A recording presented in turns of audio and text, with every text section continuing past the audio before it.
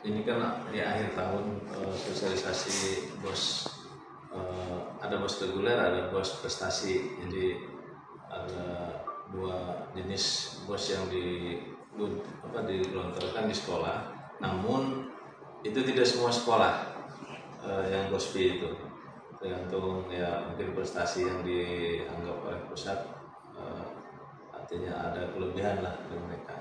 Jadi untuk sementara belum semua sekolah, tapi kita sosialisasi secara keseluruhan karena pengelolaan dana bos ini sangat perlu kita update terus, artinya menyesuaikan petunjuk dari pusat. Jadi apapun ada petunjuk dari pusat maka harus kita sosialisasikan sebelum kita kan mau akhir tahun nih.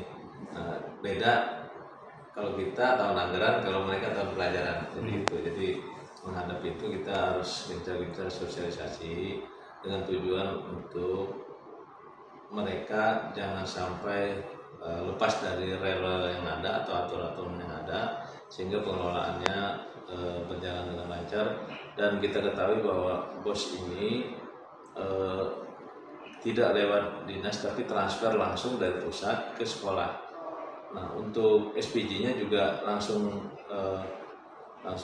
menginput langsung ke pusat, sehingga kami hanya pengawasan dalam hal ini memberikan bagaimana teman-teman bekerja dengan baik, lancar sesuai dengan petunjuk atau arahan yang ada pada juknis yang sudah dipegang masing-masing sekolah, sehingga dalam pelaksanaan tersebut jangan sampai harapan kita ya, tadi saya tekankan bahwa jangan ngambil kebijakan yang menyalahi aturan.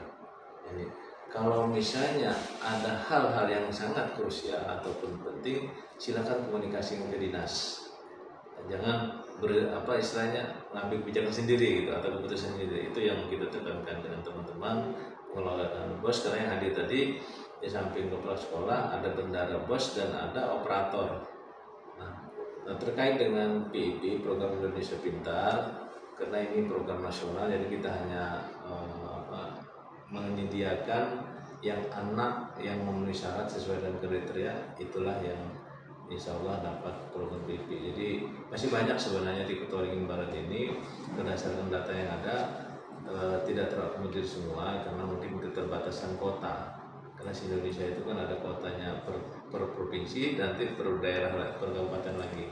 Nah, sehingga harapan kita ya tadi kita tekankan juga kepada pihak sekolah, mengusulkan itu memang tidak semata-mata data di atas kertas, tapi bagaimana pihak sekolah juga harus melihat lingkungan ataupun melihat keberadaan yang bersangkutan ketika mengusulkan. Ya, kita bukan curiga, tapi ketika anak itu memang memenuhi kriteria itu ya wajib kalau mereka dapat. Tapi ada juga yang mungkin dalam tanda kutip masyarakat yang mungkin karena ini bersifat bantuan, jadi kadang-kadang berlomba. Jadi oleh karena itu kami berharap selektif.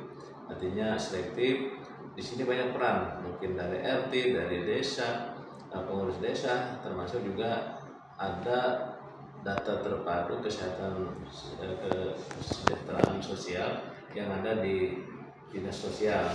Nah, memadukan data itulah yang harus kita hati-hati agar betul-betul anak ini memang masuk di namanya itu di TKS, data terpadu kesehatan sosial, artinya yang ada di dinas sosial. Mungkin lebih mudah lagi kita memang kerjasama dengan dinas sosial karena mereka punya data yang mungkin lebih valid istilahnya dibandingkan data yang diusulkan oleh orang tua. Nah, jadi harus menyandingkan data itu supaya tidak salah gitu. Kita berharap ya memang kalau yang memang memenuhi syarat dan memang keberadaan rumah tangganya orang tuanya memang tidak mampu, ya itu yang menjadi fokus kita supaya pemerataan pendidikan ini dirasakan oleh masyarakat Kota Waringin Barat. Dalam artian anak yang tidak mampu harus sekolah gitu kan. Jangan sampai anak tidak mampu terhambat sekolah. Jadi kita berbagai upaya dinas pendidikan memberikan fasilitas termasuk juga beasiswa untuk anak dari jenjang PAUD ini agar mereka yang memang kesulitan dari ekonomi itu kita perhatikan. Termasuk juga kita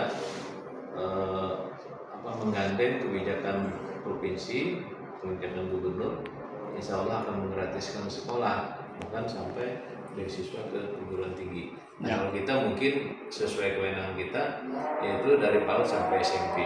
Kalau SMA kewenangan provinsi kan gitu. Oke.